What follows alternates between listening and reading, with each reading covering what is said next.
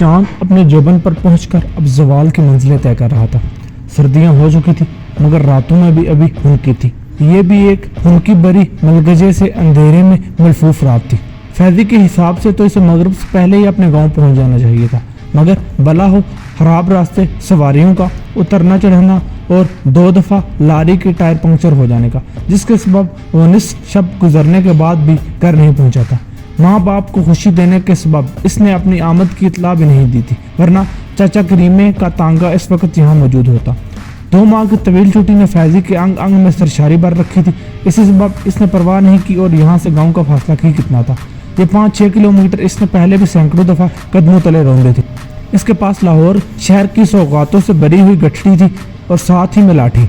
ज़माने के रिवाज के मुताबिक इसने गठड़ी महसूस अंदाज में लाठी के एक सिरे पर टिकाई और फिर इसे कंधे पर रखकर कच्ची पगडंडी पर चल पड़ा।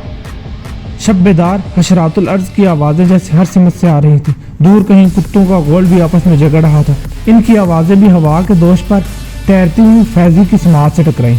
वो हर चीज़ से बेनियाज तेज कदमों से फासले को पढ़ने लगा। भूख सता रही थी मगर से यकीन था कि चंगेर में शाम की बची हुई रोटी भी पड़ी होगी और माँ दूध से बालाई उतार कर इसके ऊपर शहद डालकर ले आएगी। ये फैजी का पसंदीदा खाना था। मुंह में आने वाला पानी इस कदर निकला और कदमों की रफ्तार मजीद तेज हो गई। थोड़ी देर में वो हाजी शाह के कब्रिस्तान के पास पहुंच गया। पगडंडी कब्रिस्तान के पास से ही गुजरती थी। ये कब्रिस्तान एक बुलंद टीले पर था। इस जगह की बुलंदी और इसके गाँव ऊंचे पिंड की बुलंदी बराबर थी। यहाँ इसके गाँव के घरों के टिमटिमाते दिए देखे जा सकते थे। सरे शाम में अपने वक्त के सभी 30 और 40 मारखान बेबस पड़े थे। फैजी मजबूत असाब का जवान था, वरना इस नीम तारीख रात में बरगद के बूढ़े दरख्त जिनकी झुकी टहनियां कब्रों को छू रही थी असेबी साओं के मान नजर आ रहे थे। कब्रिस्तान में सरगर्मे अमल कुत्तों के गोल और उनकी आवाज़ें माहौल की वहशत को और ज़्यादा कर रही थी। फैजी इस वहशत को नज़रअंदाज करता हुआ दहाई बुलंदी पर पहुंच गया। यहाँ से इसका गांव सामने ही था जो तारीकी में डूबा हुआ था, मगर गांव के दाखिली दरवाजे पर वाक़ लंबरदार गुंदर सिंह की हवेली की देवड़ी के बालाई ताक में रखे दिए टिमटिमा रहे और जैसे लहक लहक कर फैजी को खुशामदीद कह रहे थे। फैजी ने तारीकी में अंदाजे से अपने घर की सिमत देखा और फिर आगे बढ़ गया। निस्फ सफ़र तय हो गया। थोड़ी ही देर में गांव की ज़री ज़मीन शुरू हो गई। अचानक ही फैजी चौंका। इसकी हसास समाज से बांसुरी की मध्यम सी आवाज़ टकराई। अगले पल आवाज़ दम तोड़ गई। फैजी ने पहले तो इसे अपना वहम जाना, मगर हवा का रुख दोबारा बदला तो आवाज़ दोबारा सुनाई दी। इस वक्त आवाज़ ज़्यादा वाज़ेह थी और इसका दौरानिया भी तवील था। एक मारूफ धुन थी जिसमें हिजर और फिराक की पुरसोज लय थी जो सीधे दिल पर असर करती थी। फैजी को अचंभा सा हुआ। रात के इस पैर कौन बांसुरी को लबों से लगाए बैठा हुआ था? कहीं ये मरहूम रांझे की रूह तो नहीं थी? इस ख्याल पर वो बेख्तियार मुस्कुरा उठा। मगर रूह के अलावा ये कोई आशिक नामुराद भी तो हो सकता था जो अपने अंदर सब कुछ तहस नहस करते हिजर फिराक को बांसुरी के सुरों पर डाल रहा था। फैजी के कदमों के साथ आवाज़ भी वाज़ेह होती जा रही थी। बांसुरी बजाने वाला अपने फन में यकता महसूस हो रहा था। सुरों की उठान तुरंत सभी दिल मोह लेने वाला था। फैजी भी मुतासर हुआ। ये एक मारूफ लोकगीत की धुन थी। ऊँटों के काफिले के साथ दूर दराज जाने और फिर वापस ना लौटने वाले महबूब को पुकारा जा रहा था। साथ ही अपने तपे हुए दिनों और सुलगती रातों और जलते हुए कोयलों पर धरे अपने दिल की कैफियत बयान की जा रही थी। बांसुरी नवाज का दुख इस कदर वाज़ेह और ताकतवर था कि हवा की लहरों पर बहते हुए फैजी के दिल को गुदाज से भर गया। ये गुदाज जैसे जादुई तासीर रखता है। बांसुरी की धुन में छुपी कोई अनजानी ताकत जैसे इसे अपनी तरफ खींच ला रही थी। दिमाग पर जैसे धुन सी छा गई। वो आवाज़ की सिमत खींचा चला गया। थोड़ी ही देर में आवाज़ दम तोड़ गई, साथ ही फसूल भी टूट गया। फैजी होश में आया तो इसके सामने तवील और फैले हुए साए के मानंद बाबे की समाधि थी। ये सिख मजहब से ताल्लुक़ रखने वालों का मुतबरिक मकान था। फैजी को ज़बरदस्त खोज लग गई। रात के इस पैर बांसुरी के सुरों को गुदाज देने वाला कौन था? कम से कम उच्च पिंड में तो कोई ऐसा कलाकार नहीं था। 2-3 शौकिया बांसुरी नवाज थे, मगर इसे मस्मराइज करने वाले की क्लास तो कहीं ऊपर की थी। खुद इसका दोस्त लंगोटिया सरविंदर सिंह भी बहुत अच्छी बांसुरी बजा लेता था और राज्य का खिताब मिलने पर पैर बहूटी की तरह सुर्ख हो जाता, मगर वो इस जादूगर की अब भी गर्द को भी नहीं छू सकता था। बांसुरी नवाज यकीनन आस पास ही था। फैजी समाधि की तरफ बढ़ा। इसकी छठी इस कह रही थी कि वो किसी की निगाहों के हिसार में है। इसने गठड़ी एक तरफ रख कर लाठी हाथ में ली और चौकन्ने अंदाज में इधर उधर देखते हुए दबंग आवाज में बोला, कौन है यहाँ? जो भी है सामने आ जा। जवाब में दरख्तों के दरमियान सरसराती हवा के सिवा और कोई आवाज़ नहीं आई। वो समाधि के करीब पहुंचा तो अचानक ही एक सतून के कब से निकलकर एक तवील कामत नौजवान निकलकर सामने आ गया। तारीकी ने इसके हदोहाल को बेहद छुपाया हुआ था, मगर इतना अंदाजा होता था कि वो मजबूत जुस्से का सिख नौजवान है जो गहरे रंग के लिबास में मलबूस था। पगड़ी, दाढ़ी और सीने पर झूलता हुआ तलाई घंटा नुमाया थे। सबसे अहम इसके हाथ की बांसुरी थी। तारीकी में अजनबी बांसुरी नवाज की भारी आवाज़ उभरी। क्या है? अंदर जंजलाहट थी। कौन हो और इस वक्त यहाँ क्या कर रहे हो? फैजी ने कदरे डबट कर पूछा। इसे बखूबी अंदाजा हो गया था कि नौजवान यहाँ अजनबी है। जवाब में अजनबी ने जैसे गहरा सांस लिया हो। इसने बांसुरी लहराते हुए कहा, तुम्हें तो ये अंदाजा हो ही गया होगा कि मैं क्या कर रहा हूँ, बाकी मेरे बारे में ना ही पूछो तो अच्छा है। इस जवाब ने नौजवान फैजी के दिमाग में अंगारे सुलगा दिए। बांसुरी नवाज के हवाले से दिल में जो गुदाज और नरमी जागी थी वो पल में सख्ती में तब्दील हो गई। इसने तर्क कर कहा, क्यों, तू सरकारी सांड है? जवाब में अजनबी नौजवान ने सरकारी सांड को एक मोटी सी गाली दी। इस वक्त बरे सगीर पर अंग्रेज़ों की हुकूमत थी और आज़ादी की तहरीक पूरी ताकत से बेदार हो चुकी थी और बोला, जा अपनी राह ले, मेरा रास्ता ना खोटा कर, ये ना हो तेरे बाप का एक बेटा कम हो जाए। मामला फैजी के बस से बाहर हो गया था। वो लाठी सौंध कर इस नौजवान पर पल पड़ा। फैजी के यक्के बाद दीगरे कई बार इस नौजवान ने बड़ी महारत से बचाए। एक अचटती हुई ज़रब नौजवान के हाथ पर लगी तो बांसुरी टूट गई। नौजवान लहजे भर के लिए साकित रह गया। इस लम्हे से फ़ायदा उठाकर फैजी इसके कंधे पर ज़रब लगाने में कामयाब हो गया।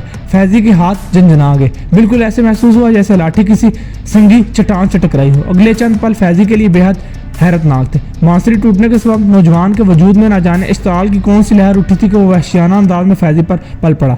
न जाने कब फैजी के हाथ से लाठी निकल गई और वो नौजवान की वहशियाना ज़रबों की जद में आ गया। नौजवान के हलक से भी वहशियाना आवाज़ें निकल रही थी। फैजी मकदूर पर अपना दिफा कर रहा था, मगर नौजवान इस पर वाज़े तौर पर हावी था। फैजी बड़ा कड़ियल नौजवान और कबड्डी का मारूफ खिलाड़ी था। आसपास के इलाकों में उसका नाम का डंका बजता था। इस नीम तारीख रात में सितारों की छाँव के नीचे उच्चे पिंड के चैंपियन पर बड़ा कड़ा वक्त आ गया था।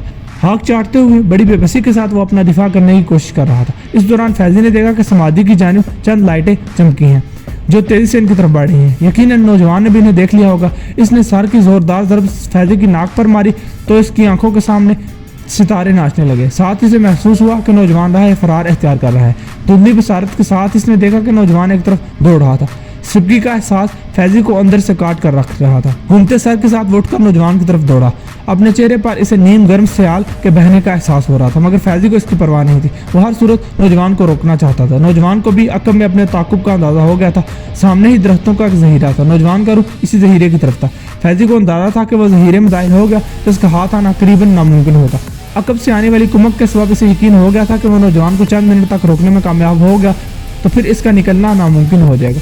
दौड़ने में फैजी नौजवान को मात देने लगा। जहीरे से चंद गज दूर रहकर नौजवान के करीब तर पहुंच गया। अकब से भागते कदमों की आवाज़ें इसका हौसला बढ़ा रही थी। फैजी को सर पर सवार देखकर नौजवान पलटा और ये लम्हा फैजी का था।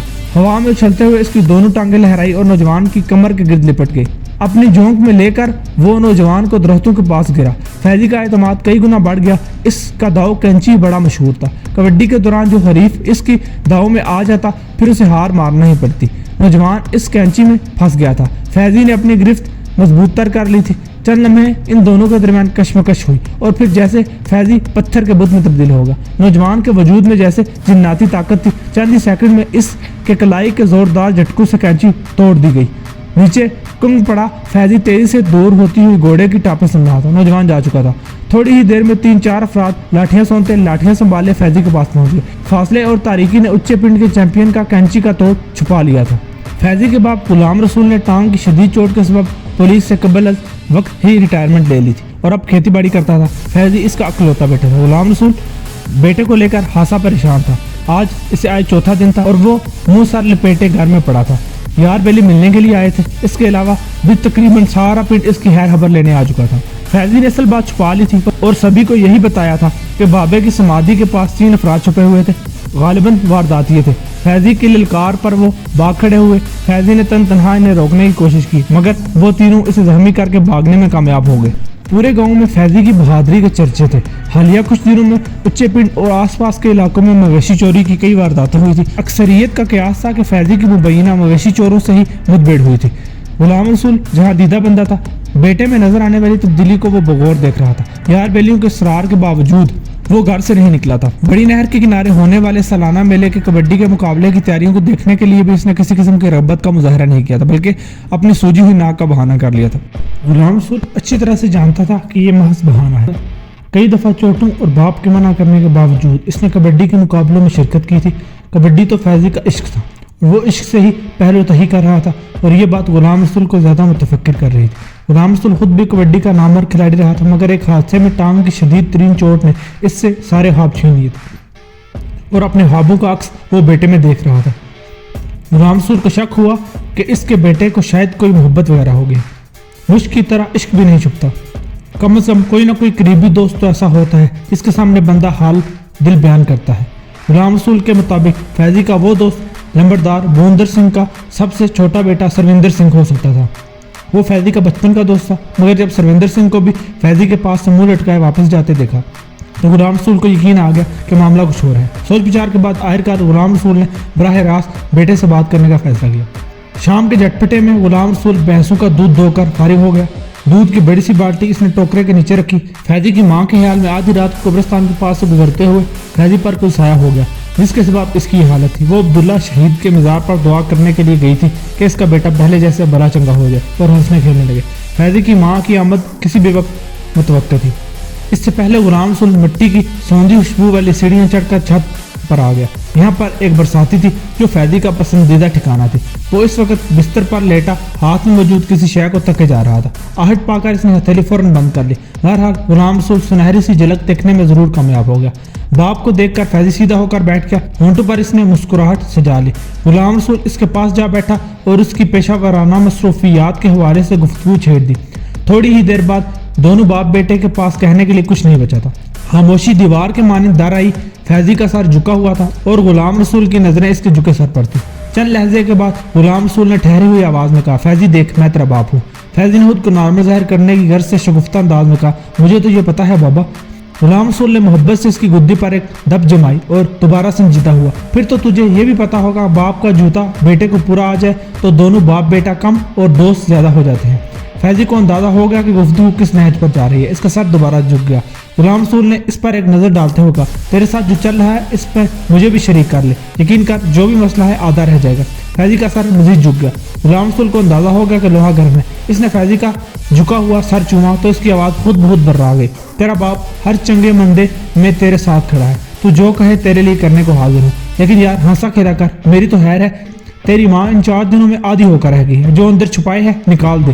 اس وقت نیچے سے فیضی کی ماں کی آواز سنائی دی، وہ ان دونوں کو پکار رہی تھی۔ فیضی نے سر اٹھایا تو اس کی آنکھوں کے گوشے لال سرخ ہو رہے تھے۔ غلام رسول نے اٹھتے ہوئے کہا، تیری ماں آ گئی ہے۔ فیضی نے باپ کا ہاتھ تھاما تو غلام رسول کو بڑا اطمینان ہوا، بیٹا کھلنے والا تھا۔ اس نے فیضی کے ہاتھ پر ہاتھ رکھا، بعد میں بات کرتے ہیں، نیچے آ جا اور ماں کے سامنے یہ روندا سا منہ لے کر نہ آنا۔ فیضی بیگی آنکھوں کے ساتھ مسکرا دیا۔ فیضی منہ پر پانی کے چھینٹے مار کر آیا اور رقم میں ماں سے لپٹ گیا۔ ماں پل بھر میں نہال ہوگی، شہید کے قدموں میں بیٹھ کر مانگی دعا اتنی جلدی قبول ہو گئی تھی۔ بیبے آج کیا پکایا ہے؟ یہ تو پرانے والا فیضی تھا۔ ماں نے فوراً کچھ پڑھ کر اس پر پھونکا اور سرشار کے انداز میں بولی، جو بھی ہے تیری پسند ہے، مغرب کی نماز کے بعد اپنے پتر کو اپنے ہاتھوں سے کھلاؤں گی۔ فیضی نے ماں کے ہاتھ چومے، دونوں میاں بیوی کی نگاہیں ملی اور دونوں طرف اطمینان ہی اطمینان نظر آنے لگا۔ غلام رسول نے فیضی کا ہاتھ تھاما، چل اپنی فصل پر ذرا نظر ڈال کیا، نماز مسجد میں ہی پڑھ کر آئی اور پھر دیکھیں گے تیری ماں نے کیا پکایا ہے۔ غلام رسول بائیں ٹانگ کو گھسیٹ کر چلتا تھا۔ دونوں باپ بیٹا باہر آئے۔ اپنے رقبے تک آتے ہی کئی افراد سے الگ سلگ ہوئی۔ گاؤں کی آبادی ملی جلی تھی۔ سکھ اور مسلمان صدیوں سے بھائی چارے کے ساتھ رہتے آ رہے تھے، کسی قسم کا کوئی تعصب نہیں تھا، باہمی اعتماد اور محبت کی فضا تھی، ایک دوسرے کی مذہبی عقائد کا احترام کیا جاتا۔ بر وقت بارشوں اور نہری پانی کی دستیابی کے سبب فصل بےحد شاندار تھی، جس کے سہارے غلام رسول اور اس کی بیوی نے فیضی کی شادی کا خواب آنکھوں میں سجا لیا تھا۔ شاندار فصل نے فیضی کا موڈ بےحد خوشگوار کر دیا۔ اس کے موڈ کو دیکھتے ہوئے غلام رسول نے خوشگوار انداز میں کہا، تیری ماں تیرے ہاتھ پیلے کرنے کا پروگرام بنائی بیٹھی، تیرے تائی کی زلیخا پر اس نے نگاہیں جما دی ہیں۔ فیضی کے دل کی دھڑکن تیز ہوگی اور ساتھ ہی چہرہ سرخ ہو گیا۔ زلیخا اسے اچھی لگتی تھی، پھر اچانک ہی ایک خیال نے اس کا چہرہ بجھا سا دیا۔ اس نے رخ پھیر لیا، سر دوبارہ سے جھک گیا۔ کیا ہوا؟ غلام رسول نے تشویش سے پوچھا۔ فیضی کی برائی ہوئی آواز ابھری، بابا میں تمہارے ساتھ پورے پنڈ کا مجرم ہوں۔ غلام رسول چونکا، مگر کچھ کہنے کے بجائے عقب سے دونوں ہاتھ سے بیٹے کے کندھے پر دھیرے دھیرے تھپکے دینے لگے، جیسے اسے مزید بولنے پر آمادہ کر رہا ہو۔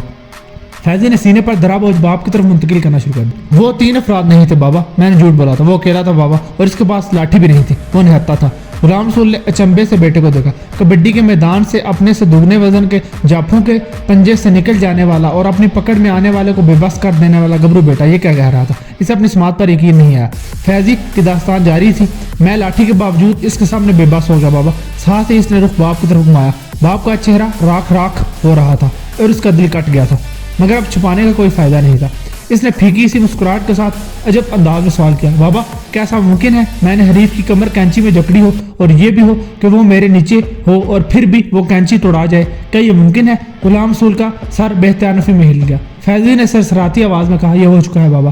غلام رسول شاک کی سی کیفیت میں تھا۔ اس نے وہ مشکل کہا، وہ انسان ہے ضرور شرار ہوگا۔ فیضی نے ہتھیلی اس کے سامنے پھیلا دی۔ اس کی ہتھیلی پر طلائی گھنٹے کا ایک حصہ جگمگا رہا تھا۔ شرارے سونے گھنٹے نہیں پہنتے۔ ساتھ ہی اس نے پوری تفصیل باپ کو بتا دی۔ غلام رسول کو محسوس ہوا کہ بیٹے کے سینے پر درا بوجھ اس کے سینے پر منتقل ہو گیا۔ اسے چپ لگ گئی۔ مغرب کی نماز پڑھ کر دونوں نے گھر کی راہ لی۔ ماں نے نیم صحرائی علاقے کی ہرد بھنڈیاں پکائی ہوئی تھیں۔ انہیں کانٹے والی بھنڈیاں کہا جاتا تھا۔ فیضی کے ساتھ یہ بھنڈیاں غلام رسول کو بے حد پسند تھی۔ فیضی نے تو خوب رغبت سے کھایا، مگر غلام رسول کھویا سا تھا۔ فیضی باپ کی کیفیت کو خوب سمجھتا تھا۔ اسے پتا تھا کہ اپنے پچھاڑے جانے کا جتنا اسے غم تھا، اس سے زیادہ اس کے باپ کو غم تھا۔ سینے پر درا بوجھ باپ کو سونپ کر وہ ہلکا پھلکا ہو گیا تھا۔ کھانے کے فوراً بعد اس نے سروندر کی طرف جانے کا پروگرام بنا لیا۔ سروندر اس کے پاس سے ناراض ہو کر گیا تھا۔ اسے منانا بھی تھا اور لاہور سے وہ سروندر اور اس کی نو بیعتہ بھابھی اور بھائی کے لیے کچھ تحائف لایا تھا، وہ بھی دینے تھے۔ سروندر اسے اپنے حویلی میں دے کر کھل اٹھا۔ شکوے شکایات دھرے رہ گئے اور دونوں دوست یوں گلے ملے جیسے آج مل رہے ہیں۔ نئی دلہن فیضی کو سلام کرنے آئی۔ فیضی کوشش کے باوجود شادی میں شرکت نہیں کر سکا۔ وہ دلہن کے لیے لاہور کی مشہور سوغات چادر اور سرما لے کر آیا تھا۔ چادر اس نے اپنے ہاتھ سے دلہن کے سر پر ڈالی تو وہ شرما گئی۔ فیضی کے یہ سارے لوگ اپنے تھے، وہ ان میں گل مل گیا۔ سب نے باری باری فیضی کے منہ میں لڈو ڈالے تو تماشا سا بن گیا۔ فیملی ممبر 15 سے زائد تھے۔ ہنسی مذاق کے دوران فیضی نے یہ 15 لڈو حلق سے اتارے تھے۔ ماں نے اندھیرے میں فیضی کو آنے سے منع کیا تھا۔ اسی سبب فیضی کا شب بستری کا انتظام سروندر کے کمرے میں ہی تھا۔ ہر طرف سے فارغ ہو کر دونوں یار کمرے میں آ گئے۔ سروندر کا کمرہ دوسری منزل پر تھا۔ فیضی یہاں پہلے بھی کئی دفعہ آ چکا تھا۔ دن کی روشنی میں کمرے کی کھڑکی سے بابے کی سمادھی صاف نظر آتی تھی۔ اس وقت بھی فیضی نے بے اختیار کھڑکی سے باہر جھانکا، مگر ہر منظر تاریکی نے نگل رکھا تھا۔ غیر محسوس طور پر اس نے طویل سانس خارج کی۔